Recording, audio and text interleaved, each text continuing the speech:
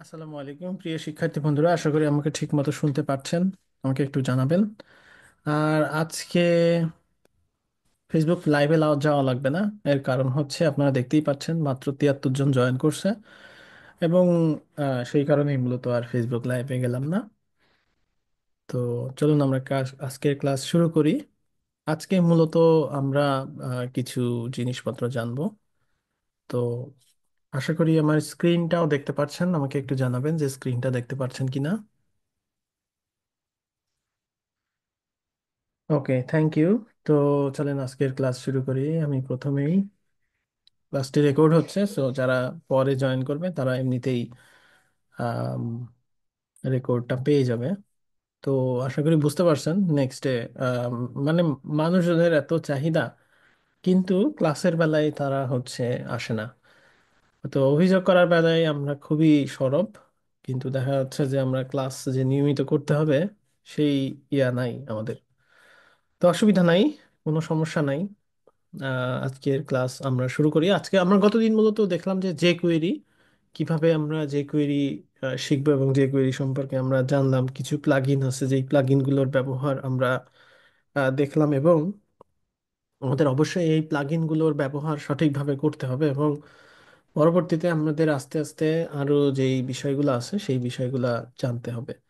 তো মূলত আমরা হচ্ছে আহ, আজকে যে কোয়েরির কিছু যে প্লাগইন গুলো আছে সেই প্লাগইন গুলো ব্যবহার করব। আজকে মূলত আমরা স্লিক ক্যারোসেল শিখবো, এবং ক্যারোসেলের যাবতীয় যা কিছু আছে সবকিছুই মূলত আমরা জানার চেষ্টা করব।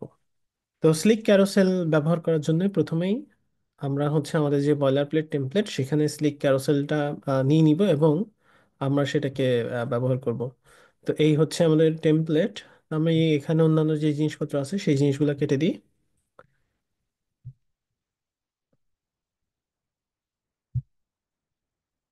তো তাহলে এখন আমরা হচ্ছে এখানে স্লিকটাকে ইনস্টল করে নিব, এবং আমরা স্লিকটাকে ব্যবহার করব। তো যে কুইরিটা থাকুক।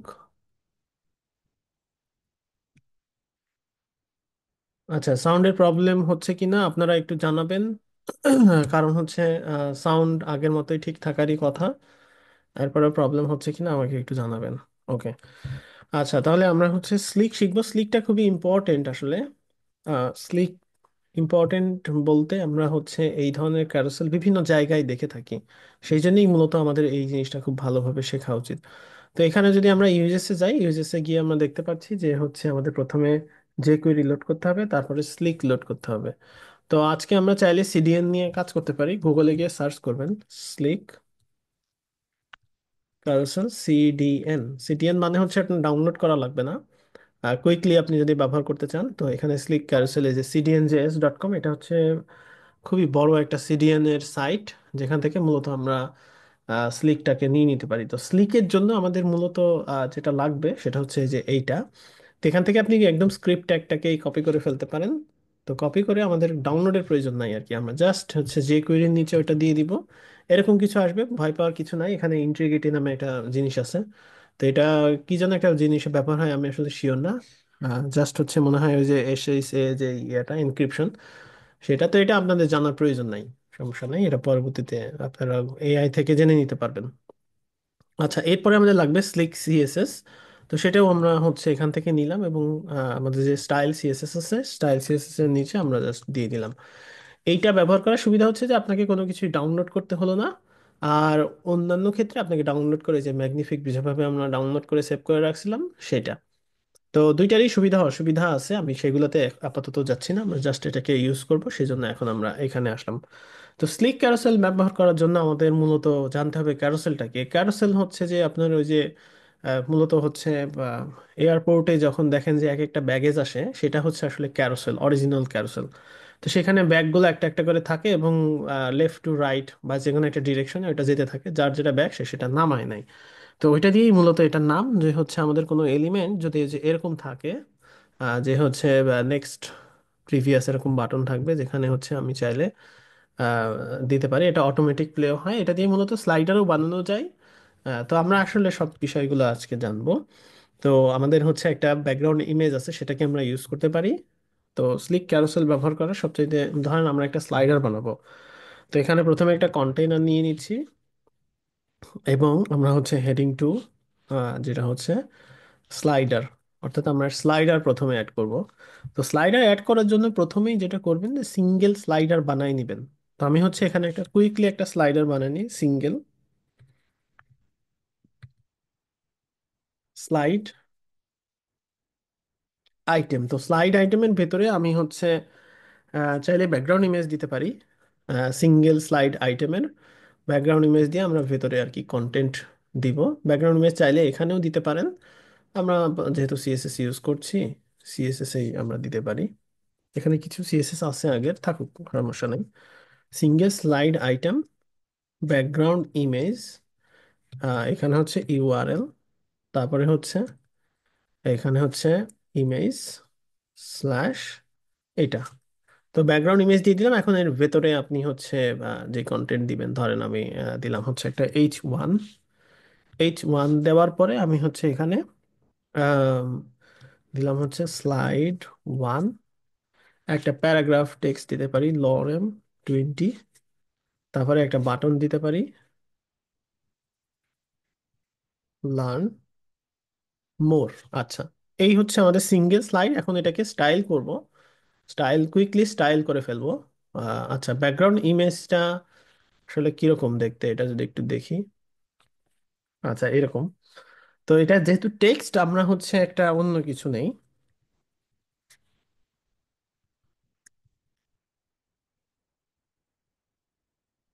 তো আমরা হচ্ছে একটা ভিজুয়াল কোনো কিছু একটা নেই, টেক্সট বাদে আর কি। টেক্সট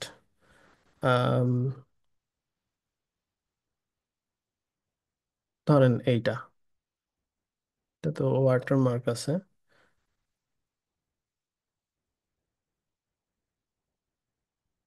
ওকে, এইটা নিলাম। Save images, desktop, plate, assets, image. তো আমরা হচ্ছে এখানে এখন সেই ইমেজটা দিয়ে দিই ব্যাকগ্রাউন্ড ইমেজে।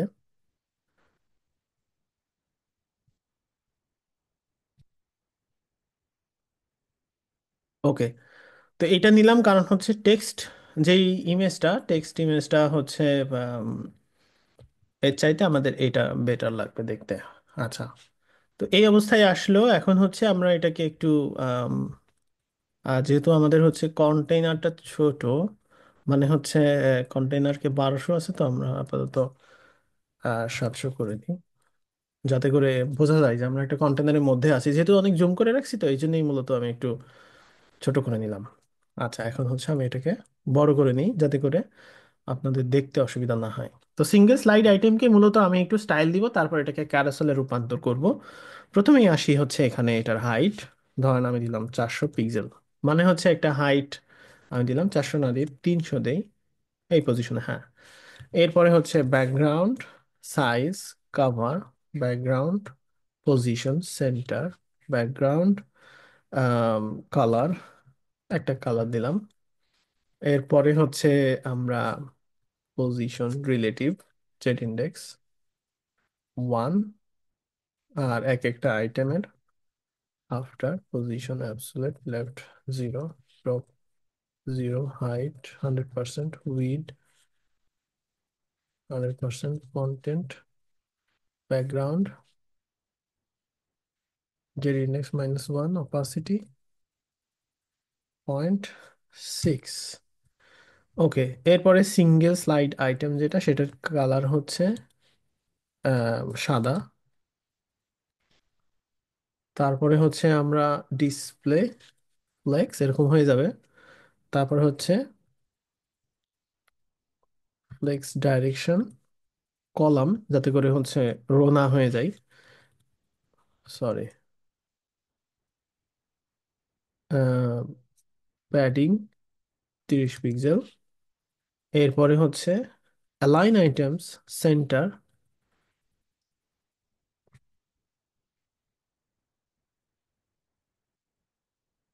Justify content centre. যেহেতু আমি ফ্লেক্স ডাইরেকশন কলাম করছি, এই জন্য অ্যালাইন আইটেমস হচ্ছে এই যে ডানে বামে, আর জাস্টিফাই কন্টেন্ট হচ্ছে উপরে নিচে, যেহেতু ফ্লেক্স ডিরেকশনের উপরে এটা ডিপেন্ড করে। আচ্ছা, আমরা এই স্টাইল দেওয়ার পাশাপাশি আমরা হচ্ছে বাটনকে একটা স্টাইল দিই যাতে বাটনটা দেখতে সুন্দর লাগে। Display in line block padding 10 pixel, 15 pixel, background blue, colour সাদা, বর্ডার রেডিয়াস 5 পিক্সেল। এই এই হচ্ছে আমার একটা স্লাইড, যে স্লাইডটা আমি জাস্ট কিছু বেসিক সিএসএস দিলাম। আর সিএসএসটা আমরা হচ্ছে এখানে দিলাম। তো প্রত্যেক সময় স্লিক করার আগে অবশ্যই তার সিএসএসটা দিয়ে নেওয়া বেটার, কারণ হচ্ছে আমাদের মার্কআপ চেঞ্জ হবে। এখন এটাকে আমরা একটা স্লাইডারে রূপান্তর করতে হলে, এখন আসি এই যে দেখেন স্লাইডার কিভাবে আমি এটাকে অ্যাক্টিভেট করব। তো স্লাইডার অ্যাক্টিভেট করার জন্য আমাকে প্রথমে যেটা করতে হবে, সিঙ্গেল স্লাইডার আইটেমকে একটা কন্টেনার, একটা মানে ইয়ের ভিতরে নিতে হবে, যে স্লাইডার এই নামে। এর ভেতরে মূলত ওই যে ধরেন তিনটা স্লাইড করছি, এখানে স্লাইড 2 আর এখানে স্লাইড 3। তো বাই ডিফল্ট এটা হচ্ছে নিচে নিচে হবে, এই যে একটা একটা এটা একটা, কিন্তু এখন আমরা এটাকে স্লাইড মানে করবো একটা পর একটা যাতে আসে। তো আমরা এখানেই স্ক্রিপ্ট দিয়ে দিচ্ছি। চাইলে আপনি মেইন জেএস নামে একটা জাভাস্ক্রিপ্ট ফাইল রেডি করতে পারেন, আমি আপাতত কোড এখানেই করছি।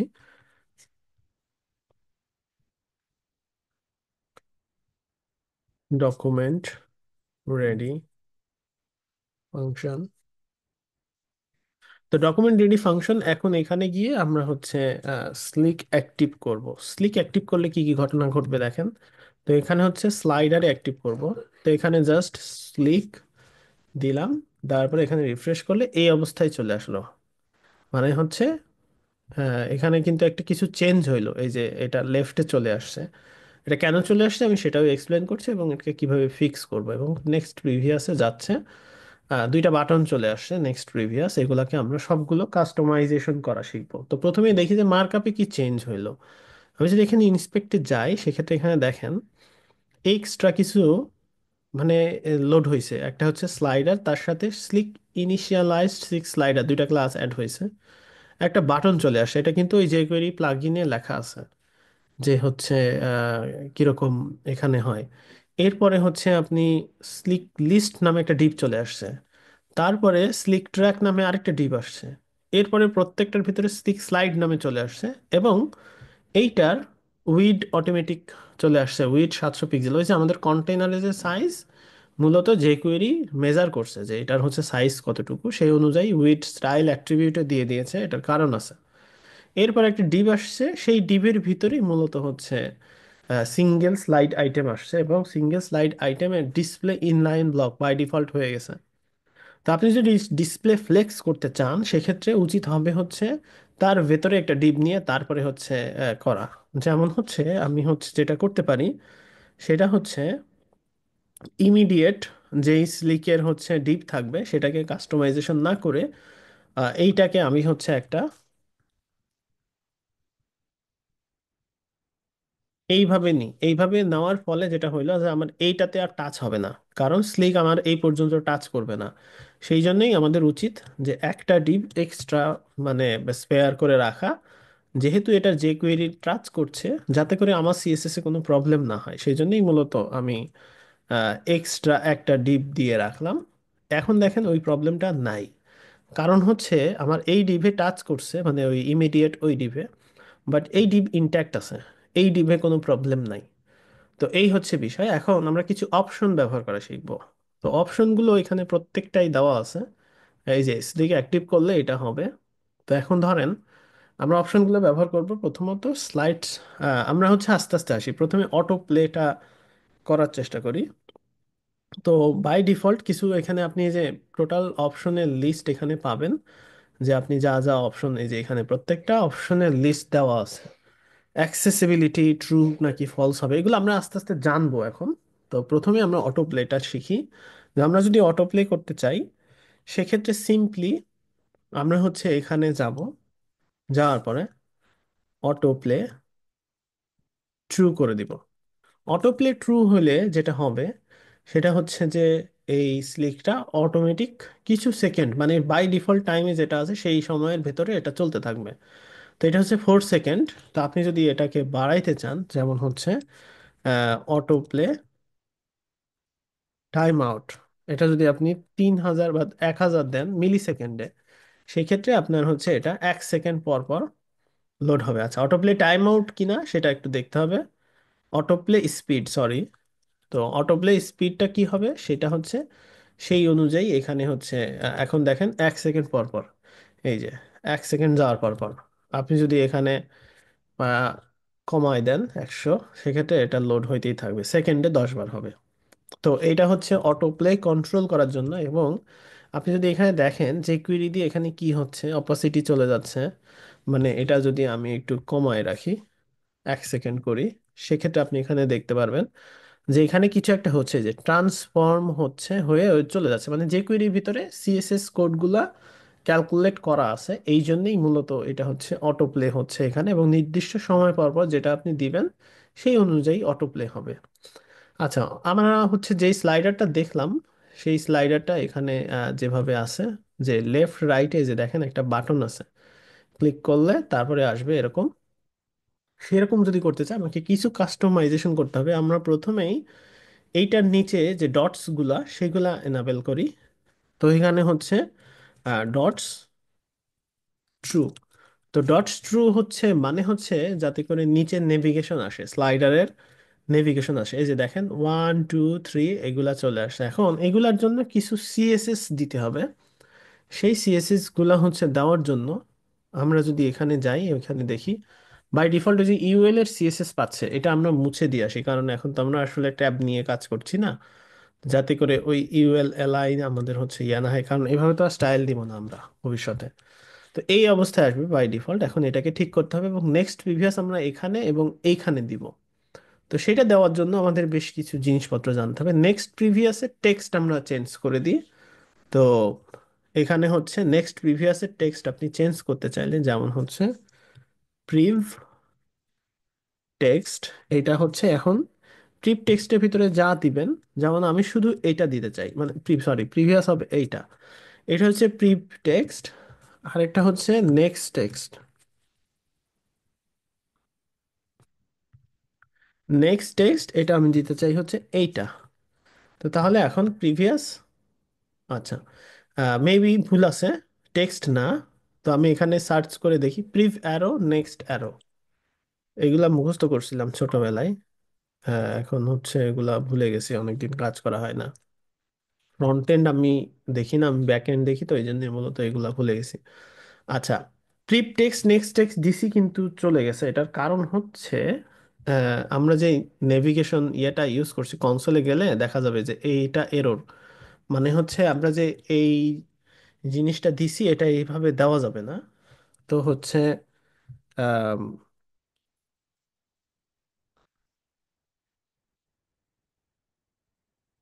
গ্রেটার দেন সিম্বল আমি হচ্ছে নেই, সিম্বল হচ্ছে এইচটিএমএল কোড নিতে হবে। অর্থাৎ আমরা হচ্ছে এই যে জিটি, এটা হচ্ছে অ্যান্ড জিটি সেমিকোলন, এটা দিতে হবে। তো এটা হচ্ছে অ্যান্ড জিটি সেমিকোলন, এটা দিয়ে কাজ হবে কিনা আমি শিওর না। আর লেস দেনের জন্য এইটা, তো দিয়ে দেখি কাজ হয় কিনা। আর তা না হলে আমাদের ওখানে এইচটিএমএল ইউজ করতে হবে। আচ্ছা, তারপরেও কাজ হয় না। তো আমরা এখানে একটা কাজ করতে পারি, সেটা হচ্ছে এখানে আমরা একটা স্প্যান দিয়ে নিতে পারি। স্প্যান, স্প্যান, এবার দিয়ে দেখি কি হয়। আই এম নট শিওর না এইভাবে কাজ করবে কিনা।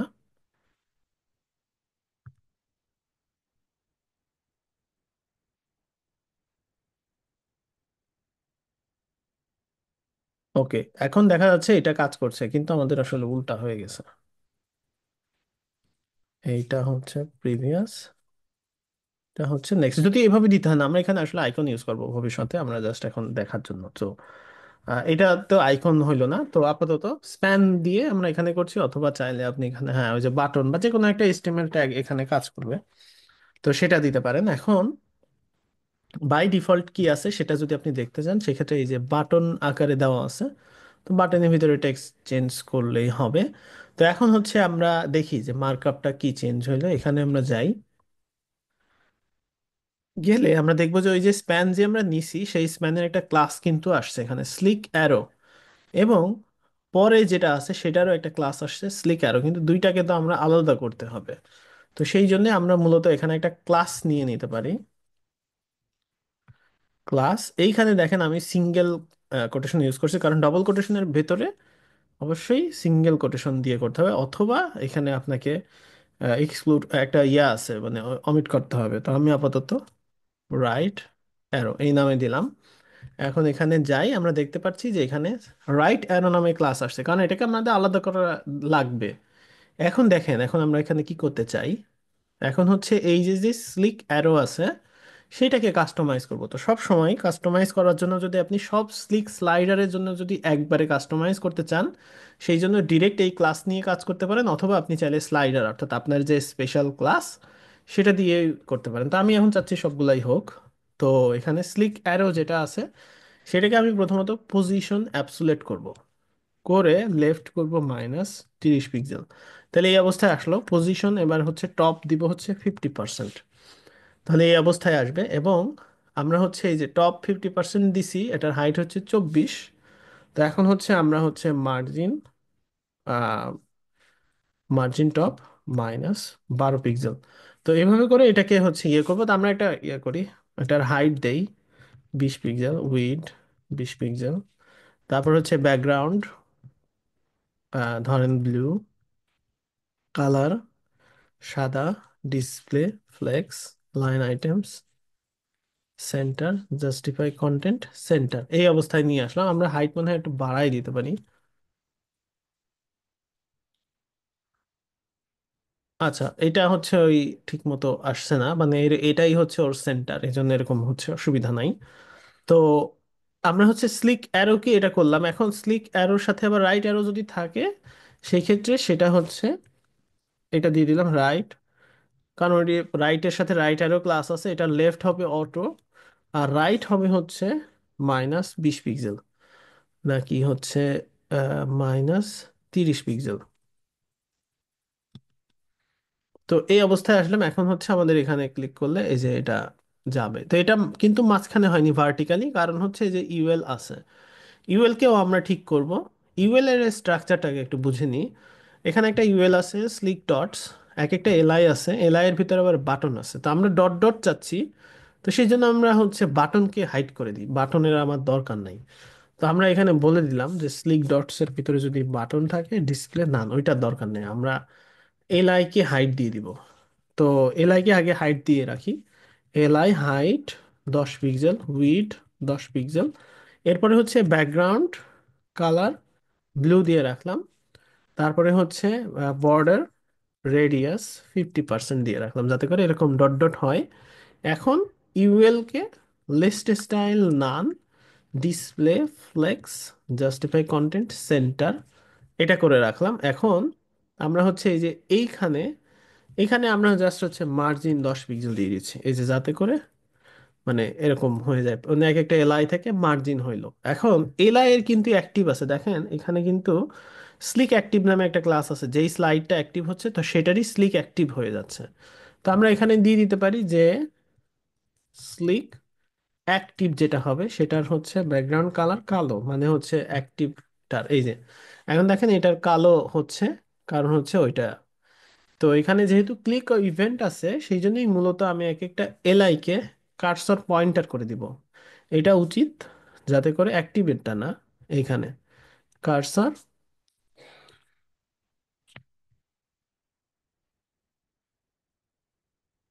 পয়েন্টার, যাতে করে এখানে কার্সর নিলেই ইউজার যাতে বুঝতে পারে এখানে কিছু করতে হবে, যে এখানে কিন্তু নাই। তো সেই জন্য আমরা হচ্ছে যে স্প্যান যেটা নিছি স্লিক অ্যারো, সেটাকে আমরা হচ্ছে কার্সর, হয়ে গেল পয়েন্টার, তাহলে এখানে নিলে যে কার্সর হয় নাকি হয় কিনা সেটা। তো এখন যে কোনো জায়গায় স্লিক অ্যাক্টিভ করলে, যেহেতু আমরা হচ্ছে ক্লাসগুলো দিছি হচ্ছে একদম স্লিককেই কোনো কাস্টমাইজেশন ছাড়াই, সেক্ষেত্রে আমার হচ্ছে এটা যেটা হবে সেটা হচ্ছে যে আমরা সব জায়গাতে এটা অ্যাপ্লাই হয়ে যাবে। তো এখন হচ্ছে আমরা সিএসএসটা নিচ্ছি, এবং এই সিএসএসটা কিন্তু বোঝার বিষয় আছে, এখানে আমি কিভাবে করলাম, কিভাবে স্ট্রাকচারটা আসলো, এবং হচ্ছে আমরা এটা কেটে দিই।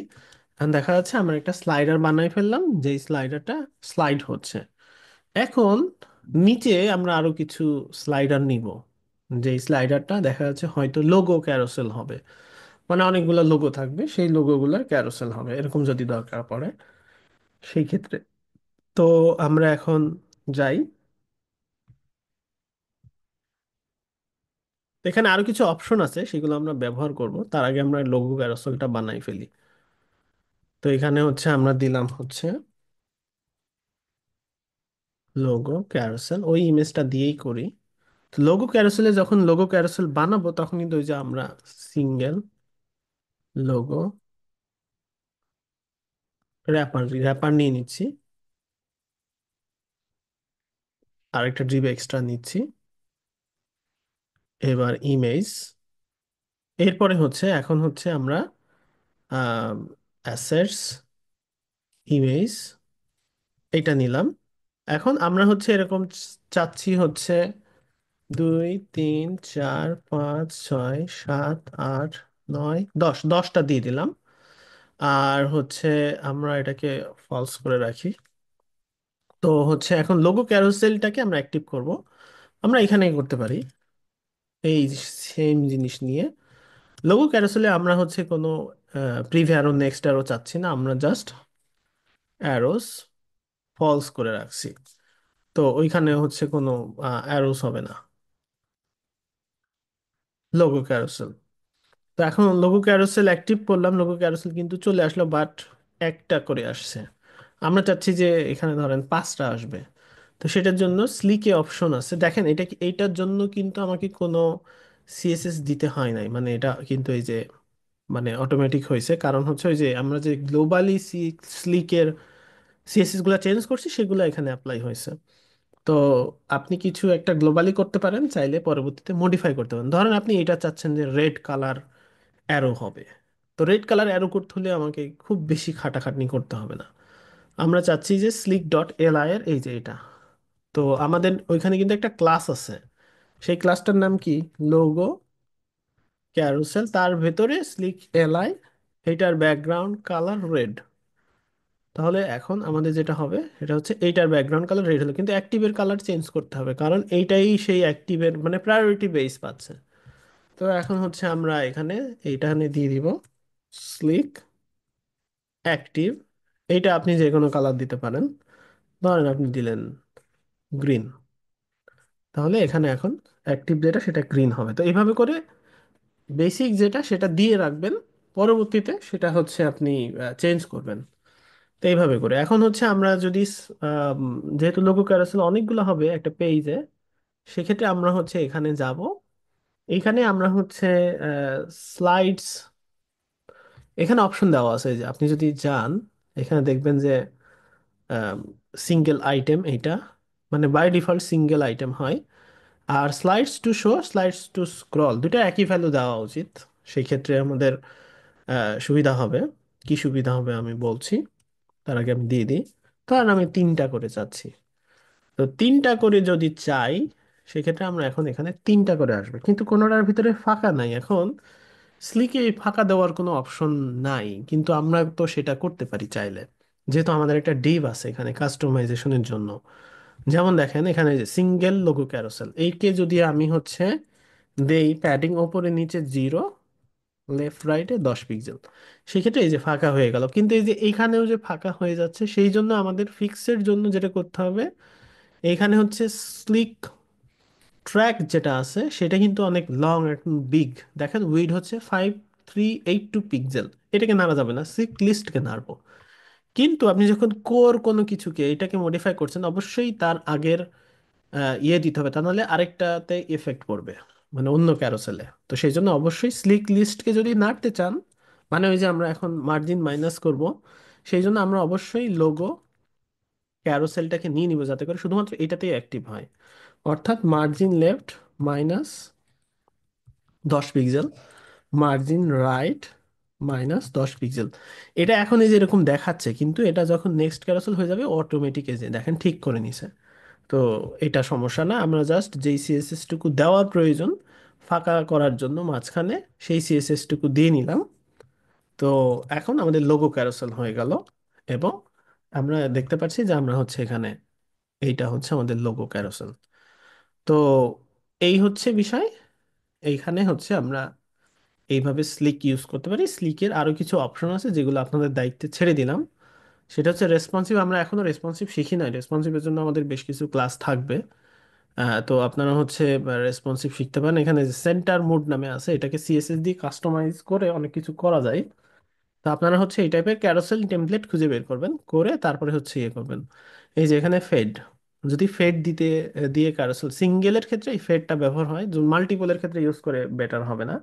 তো সিএসএস এস যদি ইউজ করেন, লাইনার এবং ফেড ট্রু ইউজ করেন, সেক্ষেত্রে সিঙ্গেল ক্যারোসেলের ক্ষেত্রে এরকম ফেড আকারে হবে।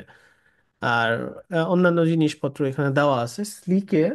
স্লিক দিয়ে অনেক অনেক কিছু করা যায়, সেই জিনিসগুলো আপনারা একটু প্র্যাকটিস করবেন। এবং আশা করি বুঝতে পারছেন যে কিভাবে আমরা হচ্ছে স্লিকটাকে ব্যবহার করব। ক্যারোসেল মানেই স্লিক।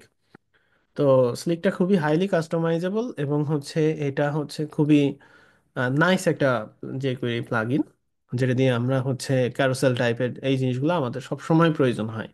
তো যেটাকে ক্যারোসেল করতে চান না কেন, আগে সেটাকে অবশ্যই এইচটিএমএল সিএসএস দিয়ে ডিজাইন করে নিতে হবে।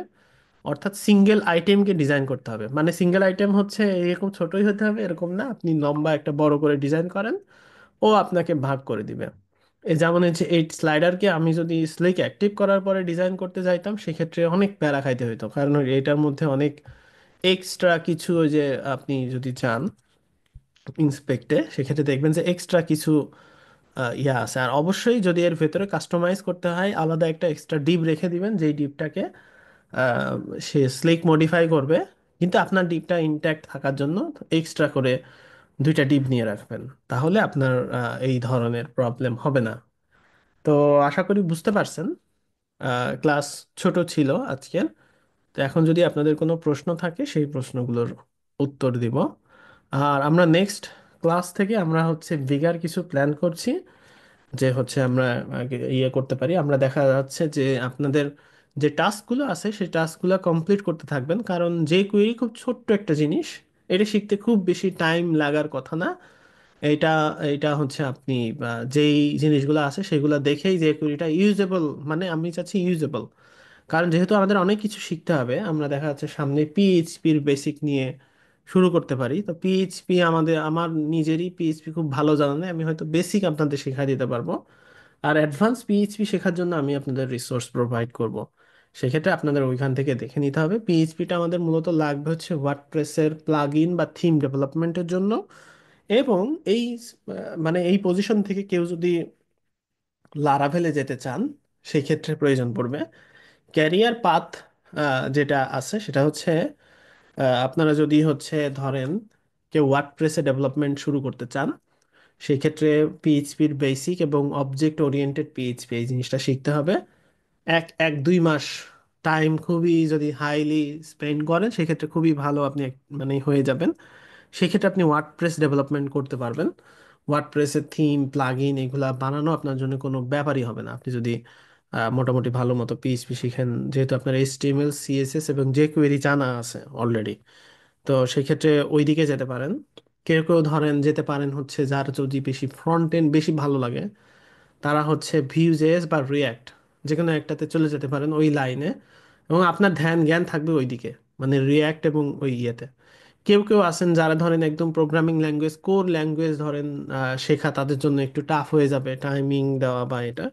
তারা ভিজুয়াল ডেভেলপার, অর্থাৎ হচ্ছে যে কোনো ধরনের টেমপ্লেটকে আপনি ওয়ার্ডপ্রেসে ল্যান্ডিং পেজ আকারে বানায় ফেলতে পারছেন। মানে সেক্ষেত্রে তো আপনার ধরেন প্রোগ্রামিং ল্যাঙ্গুয়েজের প্রয়োজন পড়ছে না, আপনি এইচটিএমএল সিএসএস জাভাস্ক্রিপ্ট জানলেই হচ্ছে। বেসিক পিএইচপি অবশ্যই জানতে হবে, বেসিক পিএইচপি সব ক্ষেত্রে লাগবে, সো এটা আপনাদের জানতে হবে। তো এইটা দিয়ে আপনি ভিজুয়াল ডেভেলপারের দিকে চলে যেতে পারেন। আবার ধরেন যারা একটু ভালো পিএইচপি শিখবেন, তাদের জন্য আরো ভালো জায়গা আছে, তারা দেখা যাচ্ছে লারাভেল ডেভেলপমেন্টের দিকে চলে যেতে পারেন। লারাভেল শেখার জন্য অনেক অনেক ভালো ভালো রিসোর্স আছে, এবং হচ্ছে এআই এর যুগে যে কোনো কিছু শিখে রাখা আটকায় থাকে না কোনো কিছু। তো সেই দিকে চলে যেতে পারেন। এরপরে হচ্ছে আপনি সাপোর্ট ইঞ্জিনিয়ার যেই জব রোলটা আছে সেটার জন্য টার্গেট করতে পারেন ওয়ার্ডপ্রেস কন্ট্রিবিউশনের দিকে গিয়ে। তো ওইদিকে ইয়ে করতে পারেন। তো বিষয়টা হচ্ছে যে আমি এই যে স্লিক দেখাচ্ছি, তো আপনি আউল ক্যারোসেল ইউজ করেন বা অন্যান্য আরো ক্যারোসেল প্লাগইন আছে সেগুলো ইউজ করেন। আমি মূলত আউল ক্যারোসেল ইউজ করি না, কারণ তাদের ডেভেলপমেন্ট থেমে গেছে। আপনি সবসময় দেখবেন যে হচ্ছে গিটহাবে যাবেন। তো এই স্লিকের গিটহাবে যদি যান, এখানে সার্চ করি। তো ভিউ অন গিটহাবে গিয়ে দেখবেন যে ওদের অ্যাক্টিভ ডেভেলপমেন্ট এবং ইউজেস কেমন। এদের যেমন active development last 7 years ago, আচ্ছা 6 মান্থ অ্যাগো একটা আপডেট আছে। তো এই টাইপের আপডেট থাকলে আপনি হচ্ছে আহ, এটা ইউজ করবেন। আর স্লিক আমার কেন জানি ভালো লাগে আর কি, এই জন্যই মূলত। দেখি আউকারসেল, আউকারসেল অনেক পুরাতন এবং এদের ইয়ে চেঞ্জ হয়েছে, মানে হচ্ছে অনারশিপ চেঞ্জ হয়েছে। এটাও 7 বছর আগে, কোনো আপডেট নাই। তো লাস্ট হচ্ছে 6 ইয়ার্স অ্যাগো। তো এই জন্যই মূলত আমি হচ্ছে আউকারসেল খুব একটা এখন আর ইউজ করি না। স্লিকে অনেক বেশি অপশন, স্লিকে বিভিন্ন ধরনের ফিচারগুলো দেওয়া আছে, এদের ইভেন্ট ইভেন্ট অনেক, এই জন্যই। তো এই হচ্ছে বিষয়। এখন যদি আপনাদের কোনো কোশ্চেন থাকে সেক্ষেত্রে আপনারা কোশ্চেন করতে পারেন। আমি নট শিওর আপনাদের কোশ্চেন আছে কিনা, কারণ অনেকেই ক্লাসে পিছায় পড়ছেন, সেজন্য হয়তো কোশ্চেন নাও থাকতে পারে। তো সমস্যা নাই, আপনারা যদি কেউ কোশ্চেন করতে চান সেক্ষেত্রে হাত উঠাইতে পারেন, আর না হলে ক্লাস এখানে শেষ করে দিব।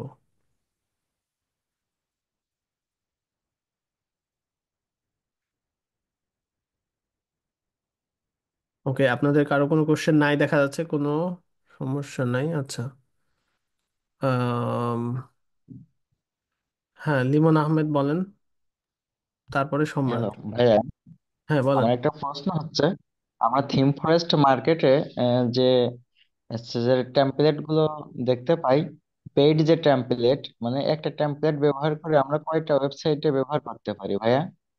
এটা যদি এটা একটু জানতে একটা পারতাম। টেমপ্লেট সাধারণত একটা ওয়েবসাইটে ব্যবহার করার জন্যই মূলত লাইসেন্স ওরা বিক্রি করে। আপনি যদি মাল্টিপল প্রজেক্টে বিক্রি করেন, মাল্টিপল কিনতে হবে। তবে বেশ কিছু প্রোডাক্ট আছে যেগুলো, যেমন কোড স্টার ফ্রেমওয়ার্ক, ওখানেই লেখা আছে, অথর পারমিশন দিয়ে রাখছে, আপনি একবার কিনে আনলিমিটেড ওয়েবসাইটে ইউজ করতে পারবেন। তো এটা ওই অথরের সাথে কথা বলে রাখাটাই বেটার, যে আমি তোমার এটা মাল্টিপল ইউজ করছি। জি ভাই, থ্যাংক ইউ। ভাইয়া বলবো আমি। হ্যাঁ সম্রাট বলেন। ভাইয়া আমাদের ক্লাস 14 নাম্বারে দেখাইছিলেন যে কোয়েরি দুই ভাবে ইউজ করা যায়। এক নাম্বার ডাউনলোড করে, আর একটা হচ্ছে গুগল সিডিএন এর মাধ্যমে ব্যবহার করে, দুই ভাবে ইউজ করা যায়। সব ক্ষেত্রে কোনটা বেশিরভাগ ক্ষেত্রে ইউজ করা হয়, এবং আমরা বিগিনার হিসেবে কোনটা ইউজ করব সবসময়, যদি একটু বলেন। আপনার আপনার যেটা ইচ্ছা সেভাবে আপনি ইউজ করতে পারেন, এটার কোনো নিয়ম নাই। কিছু কিছু ওয়েবসাইটে সিডিএন ইউজ করা হয়, কিছু কিছু, মানে এটা কোনো ফ্যাক্ট না আর কি। আপনি আপনার মতো করে ইউজ করেন। সিডিএন ব্যবহার করার একটা অসুবিধা হচ্ছে যে আপনার ইন্টারনেট কানেকশন অলওয়েজ থাকতে হচ্ছে। অফলাইনে যদি কাজ করতে চান সেই ক্ষেত্রে সিডিএন ছাড়া করতে পারেন। তো এটা কোনো বিষয় না আর কি। ভাইয়া আর একটা কোশ্চেন ছিল। বলেন। এই যে আমাদের প্লাগ ইন, যে কোয়েরির একটা প্লাগ ইন ব্যবহার করে আমাদেরকে স্লাইডার দেখাইলেন, ধরুন আমি আর একটা গ্যালারি ইউজ করব, গ্যালারির জন্য আর একটা প্লাগ ইন। আমি যখন যেই প্লাগ ইন ব্যবহার করব তখন কি আমার আলাদা আলাদা ওই সিডিএন ওই লিঙ্ক বসাই দিতে হবে? হ্যাঁ হ্যাঁ, আপনি যতগুলা প্লাগইন ব্যবহার করবেন ততগুলা সিডিএন ইউজ করতে পারেন, অথবা আপনি ওই প্লাগইনগুলো জাভাস্ক্রিপ্ট ওই কল করতে পারেন, যে কয়টা লাগবে। তবে অবশ্যই একটা ওয়েবসাইটে কখনোই অনেক বেশি প্লাগইন ব্যবহার করা উচিত না, যাতে করে ওয়েবসাইটটা স্লো না হয়ে যায়। জি ভাই, ধন্যবাদ। ওকে, এনিওয়ান?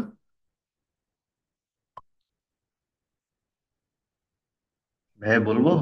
হ্যাঁ বলছি ভাইয়া, আমরা যে যে প্লাগ ইন শিখতেছি, এখানে ম্যাগনিফিক পপ আপ, আরো অনেক প্লাগ ইন, এই প্লাগ ইনের কি এক একটা প্লাগ ইনের কি এক একটা কাজ? মানে হ্যাঁ, এক এখানে একটা প্লাগইনের এক একটা কাজ। ম্যাগনিফিক পপ আপের কাজ হচ্ছে পপ আপ করা, ইমেজ পপ আপ করতে পারে, ভিডিও পপ আপ এখানে করতে পারে, টেক্সট পপ আপ করতে পারে। এক একটা প্লাগইনের এক এক রকম কাজ। এখন একটা ওয়েবসাইটের ভিতরে কি অনেকগুলো প্লাগ ইন ইউজ করা যাবে নাকি একটাই? না, অনেকগুলা ইউজ করতে পারবেন। মানে আপনার ওয়েবসাইটে যতগুলা লাগে ততগুলা, তবে খেয়াল রাখতে হবে যেন বেশি প্লাগইন না হয়ে যায়। মানে বেশি প্লাগইন হলে ওয়েবসাইটটা স্লো হয়ে যাবে। জি আচ্ছা। আমি এই যে লাস্ট গতকালকে যে টেমপ্লেটটা দেখালাম ওইটাতে 25-26টা প্লাগইন ব্যবহার করা আছে। তো এই জন্য আমি থিম ফরেস্টের টেমপ্লেট বেশি একটা লাইক করি না, নিজেই বানাই নেই। কারণ হচ্ছে অলওয়েজ চেষ্টা করতে হয় যে যেটা লাগবে সেটা থিম পার্সের টেমপ্লেটে সাধারণত সবগুলো দেওয়া থাকে, তো ওইগুলো ব্যবহার না করা ছাড়া উপায় নাই, কারণ অনেক বেশি ফিচার না থাকলে কেউ কিনে না আর কি, এই জন্য। আচ্ছা, ঠিক আছে ভাই।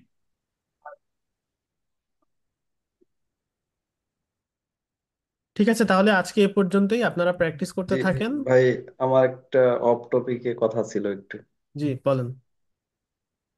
সেটা হলো যে যেহেতু আমাদের সামনে রমজান মাস আসতেছে, তো রমজান মাস উপলক্ষে যদি আপনি অনুমতি দেন, সেই ক্ষেত্রে 1 মাসের একটা মানে আরবি ট্রেনিং যেটা বলে আর কি, শিশু বাচ্চাদের যেভাবে পড়ায় আর কি, যে 10টা সূরা আর নামাজ পড়তে যা যা দোয়া মাসাইল লাগে, এই একটা ছোট সিলেবাস, এটা মানে কন্ট্রিবিউট করার জন্য আর কি। যদি আপনার অনুমতি থাকে বা এটা যদি ভালো মনে করেন, সেই ক্ষেত্রে আমি কন্ট্রিবিউট করতে চাই। আচ্ছা, খুবই ভালো উদ্যোগ, আপনি গ্রুপে একটা পোস্ট দিয়ে শুরু করতে পারেন রমজান মাস আসলে। কোনো জি সমস্যা জি নাই, এটা আমার পক্ষ থেকে করতে পারছি না, কারণ হচ্ছে যে আমি যেহেতু এই কোর্স নিচ্ছি, আমি কোর্সে স্ট্রিক্ট থাকি। বাট আপনি অবশ্যই উদ্যোগ নিতে পারেন, আমি নিজেও জয়েন করব ইনশাআল্লাহ, যাতে করে অন্তত জি। নামাজ শুদ্ধ করে পড়তে পারি। তো সেটা হ্যাঁ আপনি মানে করতেই পারেন। 4 রাকাত নামাজ পড়তে যতটুকু লাগে এতটুকুই, এর বাইরে না। কারণ লম্বা কোরআন শিখার কোর্সটা তো আসলে লম্বা কোর্স, অনেকে ধৈর্য হারায় ফেলে। আর আমি যেহেতু একটা মাদ্রাসার দায়িত্বে আছি, আমি নুরানিতে পোলাপান বাচ্চাদেরকে পড়াই। তো হ্যাঁ, হ্যাঁ।